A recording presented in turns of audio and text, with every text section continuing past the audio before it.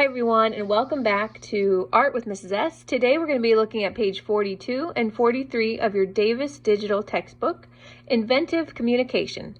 Robert Indiana is an artist who likes to be inventive with letters of the alphabet. If you are inventive, you have ideas no one else has thought about.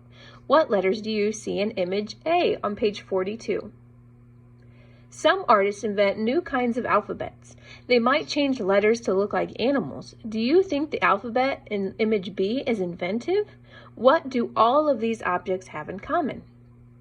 So it looks like in image B on page 42, there's different things like a compass or thumbtacks. It looks like maybe some office supplies or things you'd find at school. There's crayons and scissors, and they turned all of those things into letters of the alphabet, being very inventive.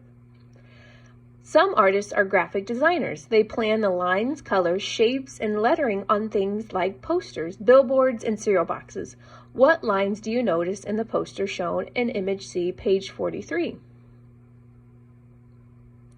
Now we're going to be making some name stories. You're going to create a design using the letters of your name.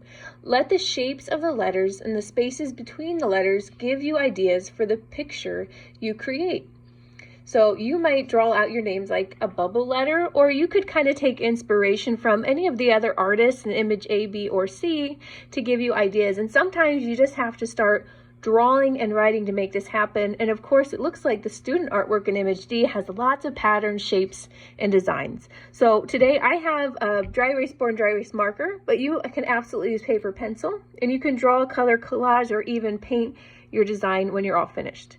So I'm just going to write a Mrs. Sprunger. So I'm just going to start out kind of making some bubble letters. It depends on what letters you have in your name that will really change how your art is made too.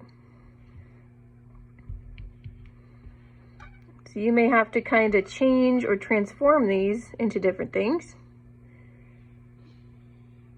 And you can mess around with the size and the shape of these to see what you like. So I may even have this large S kind of going around here.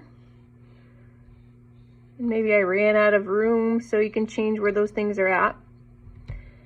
And I think I'm going to change mine into art supplies.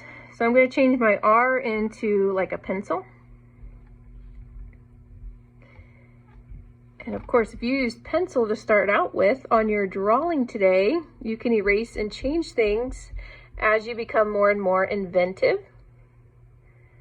And color is really going to help out your design too. So now you can kind of see my R became this pencil. And I could even be extra creative and inventive. Maybe it's kind of drawing and creating this S. This other S I can kind of start seeing could be a ruler. So I'm taking a little inspiration from image B, but also making it my own. Feel free to do that. I would like you to come up with a different idea than me though, but you can absolutely use some of my ideas if it helps you. Maybe there's something you really like dinosaurs or a specific video game or sports team or just a sport in general. You could actually turn these into sports shapes. I'm going to turn this into a crayon box. If you have a specific idea but aren't sure how to transform it, you could look up some ideas online. Just write like Crayola. And then when I color this, it could be yellow and green to help with that Crayola crayon box. I have my pencil. And then the S could be, really it could be just about anything. So maybe it's just this drawing. I could have it kind of like a paint splatter. So when I go to color, it could be different colors too. And then I have my kind of zigzag ruler over there too. In the background, it depends on how busy your art is. If you're looking at some of the other artists, they use just color in the background. Maybe you're leaving it white if you have a lot of interest here. Or you could really get a lot of designs going like the student work in image D. I think I'm going to leave mine because I have so many little details. And then when I would go to color this or paint it, I would actually change the colors in the background.